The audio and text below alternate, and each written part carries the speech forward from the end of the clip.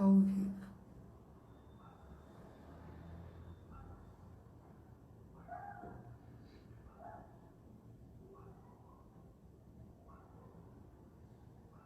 Chegou alguém? Ainda não. Entrou também no seu sem delay? Não. Não entrou.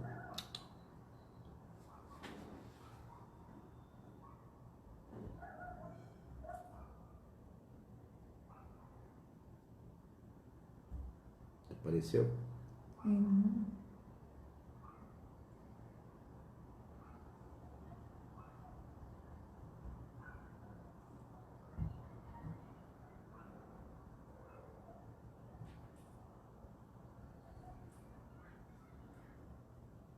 Alguém? Não. Ah, não, já tem. Boa noite. Como é que está o som? Como é que está o vídeo? Dê aí para nós um feedback, por gentileza. Quem já entrou? Eu acho que é a Ana Maria Talon, só que não apareceu o nome dela ainda, não. Só pela foto. Ana Maria, Talon. Boa noite. Mais alguém? Por enquanto eu vi só ela. Som tá bom, vídeo tá bom. No seu já chegou? Não, hoje não.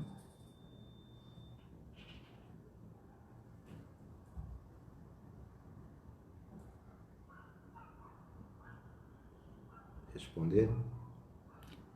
A Ana respondeu boa noite, diz que a imagem tá ok. E o som? Tá bom, Ana Mãe?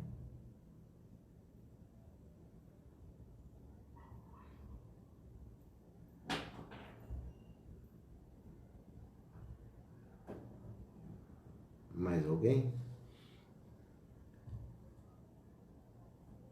Não. O som tá ótimo também. Muito bem. Vamos dar mais um minutinho para ver, né, se chega mais alguém para nós começarmos a nossa live. Muito obrigado por estar aí. Se outras pessoas estiverem também, se manifestem, porque aí é possível falar um boa noite. Fiquem à vontade.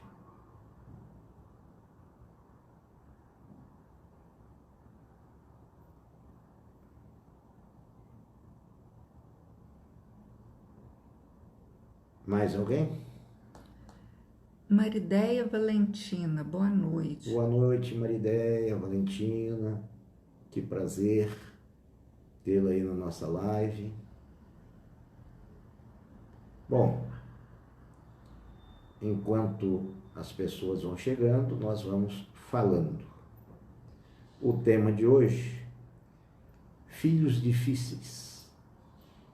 E eu diria, e muitas das vezes, ingratos. A arte de educar ou da educação moral dos filhos, de Walter Barcelos. A arte de educar, a arte de moralmente ou de educar de forma moral os filhos, por esse autor. A arte de educar os filhos no plano da moralidade. Walter Barcelos. E ele baseia nada mais, nada menos do que no capítulo 14, item 9 do Evangelho segundo o Espiritismo, onde Santo Agostinho trata da ingratidão dos filhos e dos laços de família. E essa mesma temática é tratada nas questões 209 e 210 do Livro dos Espíritos. Então, a base da nossa live será esses autores. O autor espiritual, Santo Agostinho, o Livro dos Espíritos e o Walter Barcelos. Esse tripé, se assim podemos dizer, será a base do nosso estudo de hoje. Por que será que temos filhos difíceis e ingratos? Se não fosse a doutrina espírita, diz Santo Agostinho, essa tarefa seria praticamente incompreensível. Imaginem só um casal virtuoso, pai e mãe devotados ao bem, de repente tem um filho que é, entre aspas, um marginal. Como explicar isso? Por outro lado, um casal, entre aspas, marginal, tem um filho virtuoso. Como também entender isso se não fosse o Espiritismo?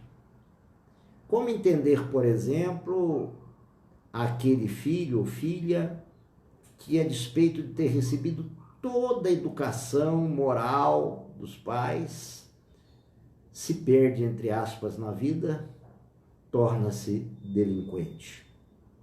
Como compreender isso?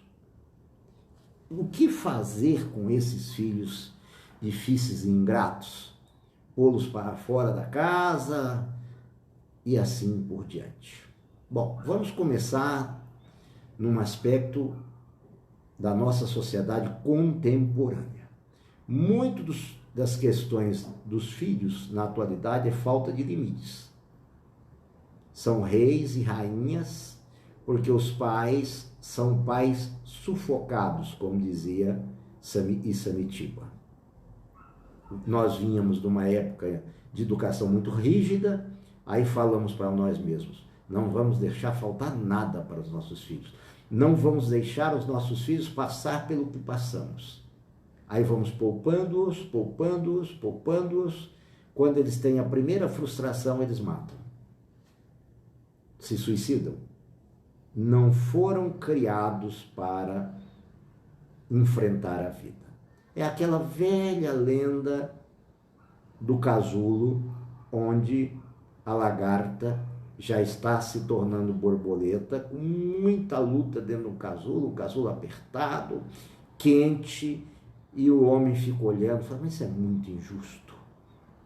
Como deixar essa borboleta aí, ou essa quase borboleta, né, nesse momento dela tão doloroso? Vai lá e rasga o casulo, a borboleta morre porque ela não sabe voar. Então essa lenda é muito interessante para nós. Será que estamos ensinando nossos filhos a voar? Ou será que estamos os blindando emocionalmente? Isso é uma visão psicológica atual. Não estou falando de nenhuma questão espírita até agora. Devemos sim dar aos filhos o melhor, porém que eles aprendam a dar valor no melhor. Se, por exemplo, eles furtam o dinheiro, nos furtam o dinheiro, façamos com que eles devolvam o dinheiro. Vamos dar a eles exatamente a noção do correto. Agora, no aspecto espírita, ou eles são credores nossos e nós devedores deles, ou vice-versa. Vou traduzir. Suponhamos que uma vida nós tenhamos maltratados esses, então, nossos filhos de hoje. Tenhamos feito a eles o máximo de mal possível. Eles virão nos odiando. Desde a mais tenra idade, nós já vamos observar manifestação deles de repúdio à nossa pessoa. Dizia São Francisco, dizia Santo Agostinho, que uma mãe deveria olhar numa situação dessa para o filho ou para a filha e dizer, um de nós dois erramos. E é assim que realmente é. Conheço uma situação de um menino de uma idade muito tenra, que desafia e bate no rosto da mãe. Naturalmente que essa é uma situação que me parece estar ligada à vida anterior. Um ódio de vida anterior. E por outro lado, tem filhos que vêm para nos endireitar, que pedem para vir, para ser a viga, o esteio da nossa família. Nós, por exemplo, íamos para um caminho mau, aquele filho vai nos educando e levando-nos para um bom caminho. Então, tanto de um lado quanto do outro, essa situação existe. A arte moral de educar os filhos, que diz Walter Barcelos, é aí, é uma arte. E deve ser uma arte moral. Ou seja, desde a mais tenra idade, vamos lhe repassando noções evangélicas, noções de moral, noções éticas. Ah, meu filho, quando você apanhar na escola, você revida. Isso não é noção ética. Isso é noção de belicosidade. Amanhã só falta dar uma bazuca para ele, que ele vai ser um delinquente. Quem estimulou essa delinquência nele? Nós. Ele já era um espírito possivelmente beligerante? Com certeza. Se fosse um espírito não beligerante, não tomaria essa regra que nós o ditamos. Mas ele já era propenso à perversidade. E nós ainda atilamos isso nele, nós ainda colocamos essa ideia nele, imagina o que vai dar. Então nós temos que saber o que de moral nós devemos fazer a ele. Porque, no geral, quando eles vêm lá no berço, são bonitinhos, são anjinhos, são delicadinhos. Depois eles vão crescendo, eles já vão começar a nos espiar, a nos olhar, a nos fiscalizar. Nossa fala, nossos gestos. Ai, meu filho é um alcoólatra. Aí você pergunta para ele, e você, pai? Ah, eu tomo uma cerveja socialmente. Perfeito. Quem comprava para você no bar a cerveja? Meu filho. Olha só, nós demos um exemplo para ele que possivelmente já trazia no arcabouço espiritual o vício do alcoolismo. Nós acendemos a chama, que devíamos apagá-la de vez. Aí nós chamamos esses filhos de difíceis. Às vezes nós estamos fazendo-os serem difíceis. Agora, de Santo Agostinho, que é algo incompreensível, abominável, ele usa essa expressão, a ingratidão dos filhos para com os pais, principalmente na velhice dos pais. Os filhos têm o dever moral de cuidar dos seus genitores. Eu vejo isso, acho isso muito interessante, porque quando um velho pai, uma velha mãe, pergunta, mesmo sem Alzheimer, pergunta umas 3, 4 vezes para o filho aquele mesmo item, o filho já diz, eu não te falei, pai? Meu Deus do céu, parece que você é surdo, que coisa! Esse mesmo filho não observa que quando ele, o filho, era pequeno, perguntou 10, 20, 30, 50, 100 vezes para o pai. Agora, cadê a gratidão desse filho para com o pai? E essa é a questão. Deus, segundo a doutrina espírita, perguntará, quando diz Deus é a nossa consciência, perguntará se fizemos tudo o que devíamos fazer para bem educar os nossos filhos. Vamos supor que fizemos tudo, lhe demos o máximo de moral, de evangelho possível, e mesmo assim ele foi para um caminho de vicissitude. Ele é um espírito, é a liberdade dele. Na verdade, não é meu filho, não é seu filho, não é nosso filho. Na verdade, é filho de Deus, ele está nosso filho, mas ele não é. Ele é filho de Deus, confiado a nós. Então, nós devíamos realmente observar com bastante força essa situação. Por quê? Porque quando estamos diante de uma situação, nós temos duas condicionantes a tomar como ponto de vista. Ou nós satisfazemos o desejo, ou nós satisfazemos a vontade. O desejo é da carne, o desejo é material. A vontade é espiritual. Será que eu exerço para com meu filho alguma vontade de vê-lo bem? Ou apenas desejo que ele esteja bem? Fico feliz quando digo, meu filho se deu muito bem na vida, meu filho se casou, meu filho é muito próspero. Não estou dizendo que isso não seja algo interessante, mas será que eu auscultei, eu perguntei para o meu filho, em que pese você ter toda essa bagagem material, você está feliz? É esse o roteiro de vida que você desejava? Será que essa pergunta nós fazemos aos nossos filhos? Ou será que nós dizemos muitas das vezes, casou bem? Geralmente a gente diz casou bem quando casou com alguém economicamente bem. Casou muito mal. Casou com uma pessoa pobre. Que pobreza de observação. Então, às vezes nós fazemos pouco caso da nora, do genro, porque ele não é abastado como nós queríamos, porque não é letrado como nós queríamos. Isso vai repassar para os nossos netos, vai repassar para a geração. Então a coisa é bem mais ampla do que nós estamos pensando. Hoje eu tive a honra de ser avô, espero contribuir nessa caminhada com alguma coisa de moral. Porque meu filho e minha nora são, inclusive, muito voltados a essa questão moral, são evangélicos, e realmente são voltados a essa questão moral. Eu espero que eles deem a essa pessoa o máximo possível. E eu achei muito interessante, porque eles são evangélicos, eu não tenho nada a ver com isso, mas eles deram o nome para minha neta de Lívia. Quer dizer, talvez se fossem espíritas, não teriam tido a intuição que tiveram para Lívia, que está lá há 2000 anos, foi esposa do Emmanuel, aquela situação toda. O que eu quero dizer com isso?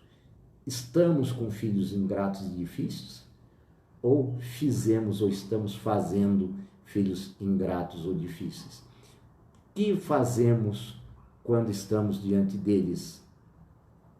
Essas são as questões para nós muito interessantes. Acolhê-los sempre, amá-los incondicionalmente. Lembrar o que Jesus fez e faz por nós. Que, irmãos, nada interessante nós somos para Jesus. Nós realmente renegamos Jesus o quanto podemos e ele não nos abandona. E Paulo de Tarso ainda tem uma frase muito interessante: a tudo dai graças.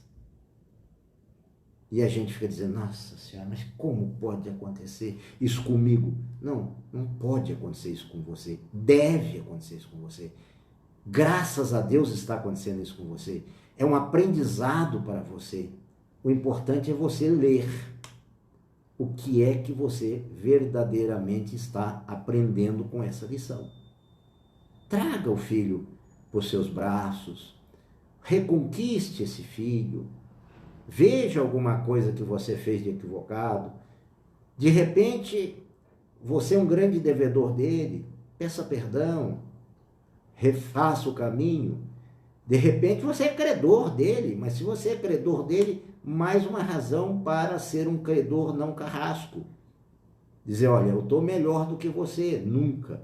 Olha, nós dois estamos aqui a caminho, vamos nos ajudar, vamos nos amparar, e assim sucessivamente. Hoje, os filhos difíceis, nós podemos dizer que cresceram muito, porque a questão do respeito, a questão dos valores estão de cabeça para baixo. Não adianta querermos nos enganar. Estamos realmente num momento de transição de valores, onde tudo acontece de um modo estranho. Há uma estranha moral por trás disso tudo. Mas não passará. Essa lei do merecimento não passará. Vem os tempos, não vai passar. Os filhos não vão deixar de ser credores ou devedores enquanto nós estivermos a caminho dessa jornada. E lá no mundo de regeneração também. Lá também não vamos ser anjos. Então vamos treinar isso desde agora, e o Espiritismo tem uma grande ferramenta, que é essa que nos faz entender. Como diz Santo Agostinho, que a mãe deve falar para o filho ou para a filha: ou eu ou você erramos. Quer dizer, se olharmos dessa forma, tudo fica muito mais tranquilo. Se não olharmos assim, a situação fica intragável. A abordagem é essa. A abordagem é a abordagem do amor. A abordagem de estarmos realmente nessa corrente do bem. E adianta eu orar para Deus para que mande um filho santo? Está lá na questão 209? Adianta não. A oração é sempre muito positiva. Vai ajudar que esse filho que venha seja ainda mais bem acalentado. Mas que você não muda com oração às leis divinas, você não muda. Né? Tem pessoas que me dizem assim: eu vou orar e por si só essa situação vai mudar. Se não é da vontade de Deus, não vai mudar. Isso não quer dizer que você não ore. Quer dizer que você apenas não guarde expectativa e diz: Deus não me atendeu. Atendeu sim. Aquilo devia acontecer como está acontecendo. E você pode fazer o melhor. Fazer mais do menos. Talvez a grande lição está aí. Fazer mais do menos. Aquilo que é menos ruim, né? Aquilo que é realmente menos desfavorável, você faça mais ainda favorável, mais salutar. E aquilo que é menos no sentido de jogar para baixo, mais para jogar para cima. Aquilo que era muita reclamação, menos reclamação, menos vitimização, que a gente vê demais também. Não sei por que Deus tinha que fazer isso comigo. Ué, porque era com você, não era comigo. Não adianta chegar e fazer beicinho para Deus, porque isso não vai mudar. Isso é um comportamento de imaturidade psicológica. Então, esses são os pontos que eu queria passar e estou à disposição para nós trocarmos ideias. Vamos lá? Temos ainda 10 minutos e são 10 minutos sagrados para nós. Eu vou ler aqui os comentários. Pois não. Marideia estava falando gratidão pelas instruções. Muita gratidão, digo eu, Marideia. A Neuza Rosa está dando boa noite. Minha querida Neuza Rosa, muito boa noite. A Fernanda Cecília também, boa noite, meu amigo do Potinho. Minha amiga do Potinho. Essa Fernanda é uma nutricionista, é uma graça. Ela fala que se dependesse dela, ela me colocaria num potinho para ser o amigo do Potinho. Ela que é um potinho de doçura. A Marli Madalena falou assim: eu tenho uma tia que a filha dela fala que não é obrigada a cuidar dela. Pois é, já pensou, Marli? Uma pessoa virar e falar que não é obrigada. São inimigos do passado. E ao longo do tempo não conquistou. Mas se fez tudo para conquistar e não deu certo, não conquistou, vai ter que passar por essa situação e numa próxima reencarnação. Esse ser que fala que não é obrigado, esse ser que é cruel, que está sendo cruel, dizendo que não é obrigado, vai desencarnar, segundo o Livro dos Espíritos, e o Santo Agostinho também fala a mesma coisa, chegará lá um dia, se sentirá tão culpado, ou culpada no mundo espiritual, que vai dizer: olha, eu quero reencarnar de novo, porque eu quero acertar, dessa vez eu cuido, eu amo, eu trato direitinho. Volta! A lei da reencarnação traz novamente tudo aquilo que foi de maneira equivocada. Muito boa, Marli, muito boa a sua colocação. Mais alguém? Não, por enquanto não. Essas pessoas às vezes, né? Eu não sou obrigado. Não precisa ser obrigado. A gente faz por amor. Dever, claro que é dever. Cuidar dos pais, os pais cuidar dos filhos. Esse é um dever. Mas dever por dever é muito pouco. Vamos além do dever. Jesus falou: quando alguém nos pedisse para andarmos 1000 passos, que dessemos 2000 passos. Quando nos pedissem a túnica, dessemos também a capa. Ou seja, dessemos a mais do que nos é pedido. Fizéssemos mais. Imagina no campo do pai. Eu tenho um pai de 94 anos, que eu estou aí alguns bons meses sem poder vê-lo, mas ligo para ele, no mínimo 2 vezes durante o dia. E é um pai que é para mim um primor. Sabe? Eu me lembro quando eu era bem pequeno, já tinha cegueira noturna, ele pegava na minha mão, me levava para fazer as necessidades fisiológicas. Ele nunca disse: menino, anda logo. 2 horas da manhã, 3 horas da manhã, seja com frio, seja com chuva, ele nunca me apressou. Será que se hoje ele precisasse de mim, né? Que ele é muito mais ágil do que eu por conta da cegueira, é mais para ele cuidar de mim ainda do que eu cuidar dele. Mas será que hoje, se ele precisasse de mim para alguma coisa, eu teria moral para dizer para ele: pai, anda logo, o senhor está demorando? Não faria isso. Tá? Falo aqui com muita emoção, com lágrima nos olhos, não faria isso. Aquela gratidão dele, aquilo foi o norte da minha vida. Aquilo é algo assim, está entranhado em mim. Ele foi muito além do dever. O dever dele era me levar até o banheiro. Mas esperar, conversar, não demonstrar cansaço, aquilo é amor. Então, vamos ver o que a gente está fazendo por dever, que já está bom. Mas vamos dar 2.000 passos. Vamos fazer por amor. Mais alguém? Não. Ninguém? Nem o Potinho não vai falar nada? Vou colocar esta live no meu Facebook. Vocês retransmitam se entenderem que ela vale a pena. Eu sempre digo isso porque eu nunca peço nada, porque eu acho que ninguém é obrigado a fazer nesse sentido nada. Eu estou apenas cedendo o meu tempo e o meu amor com muita gratidão para esse trabalho. Agora, se alguém quiser ajudar, eu fico grato. Se não quiser, eu fico grato do mesmo tamanho. Vocês estando aqui, vocês já estão ajudando, já estão me dando uma sustentação espiritual. Vocês não têm ideia do quanto isso é necessário, principalmente nesse momento da pandemia. E eu fico pensando quantos filhos hoje, ingratos e difíceis, estão matando seus pais, suas mães, seus tios, suas tias, seus avós, seus avós. Voltando para casa sem o mínimo cuidado, foram para os bares, tiraram as máscaras e voltam para casa, infectam os seus próximos e os matam. Será que eles já pensaram o tanto que eles estão sendo assassinos e amanhã vão ter que passar pela régua da expiação? Será que eles não estão observando que, além de difíceis ou ingratos, eles poderão estar sendo criminosos espirituais? A Marli Madalena colocou assim: vale muito a pena, eu agradeço muito.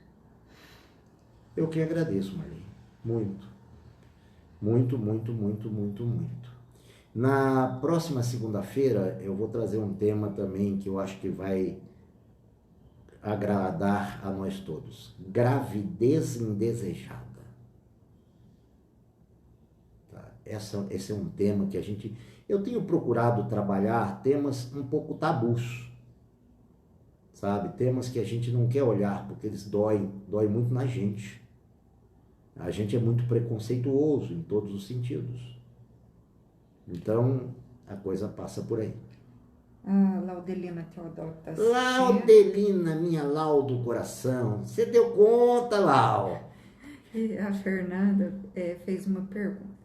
Quando alguém vai preso e a família fala, fiz tudo o que podia e não visita, é um abandono? Claro. Mesmo que quem está no caminho errado, podendo ser até mesmo seu pai ou filho? Claro, Fernanda, concordo plenamente. Quando a família supõe ter feito tudo, e pode até ter feito tudo com relação ao filho, pai, enfim, familiar, e esse vai preso. Ah, tá preso, eu não vou mais lá. Aí tem uma passagem de Jesus. Quando eu estava preso, não me visitastes. Quando eu estava nu, não me vestistes. Ora, ele é nosso irmão, seja preso, seja solto. Ele é meu filho, se for preso, se for solto. Ela é minha filha, se está grávida, não está grávida. Enfim, a situação não deixa de ser. E se eu vou visitar esse ser que hoje é um criminoso para a sociedade, eu como pai, eu como mãe, já imaginou eu ao longo do tempo eu falando para ele, meu filho, eu não vim aqui te culpar, eu vim aqui dizer que eu te amo, eu vim aqui tentar te entender no que nós dois falhamos. Já imaginaram o quanto esse ser pode sair diferenciado quando for posto em liberdade? Porque senão ele vai sair mais fera do que entrou. Essa pergunta, Fernanda, é muito interessante. O sujeito pode sair muito mais feroz do que entrou. Agora, se o pai e a mãe forem lá entender essa passagem de Jesus, sabendo que somos todos irmãos, e falar abertamente, vamos corrigir juntos. Quando você sair daqui, qual o projeto que nós podemos fazer juntos? Qual o plano de vida que nós podemos fazer? Aquele sujeito às vezes foi por falta de projeto de vida. Apareceu um traficante, ele não tinha nada na vida para fazer, apareceu um traficante, lhe deu a facilidade do mundo, né, de um momento para o outro, o ganho fácil, seduz, ele foi. Aí o pai e a mãe agora falam, meu filho, você viu, não compensa, o que é que nós dois juntos podemos fazer? O que é que você acha de um projeto nosso? Um projeto moral, lícito, verdadeiro, que agrade a Jesus? O que é que nós podemos fazer juntos? O amor cobre uma multidão de pecados ou de equívocos. O amor iria ali cobrir uma multidão de equívocos.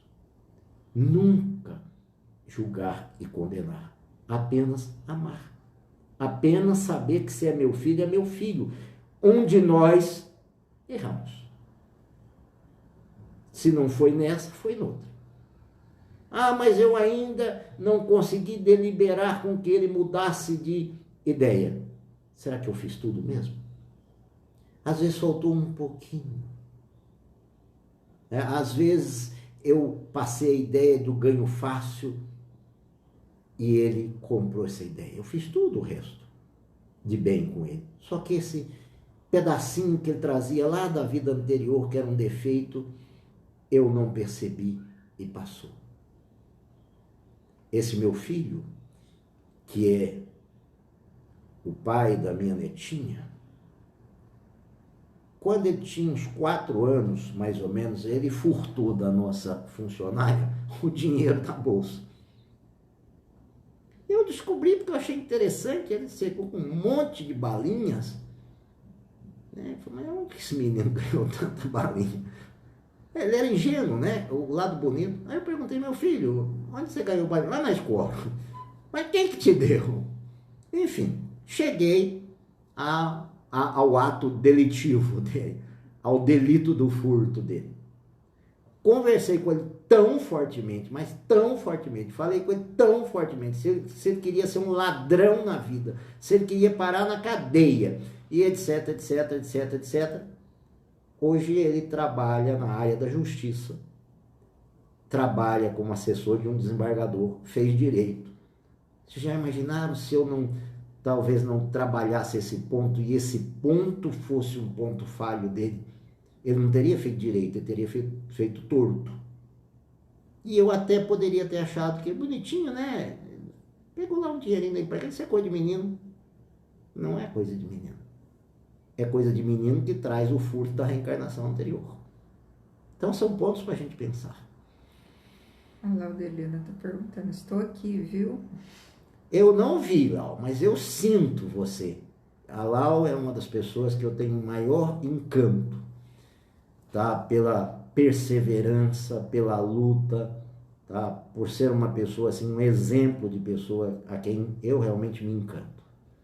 Bom, obrigado, ultrapassamos o tempo, quero agradecer a todos, que todos fiquem com Jesus em seus corações e que agora, munidos desses conhecimentos, todos nós possamos levá-los adiante dentro de nós antes de mais nada. Até segunda-feira que vem, se Deus quiser.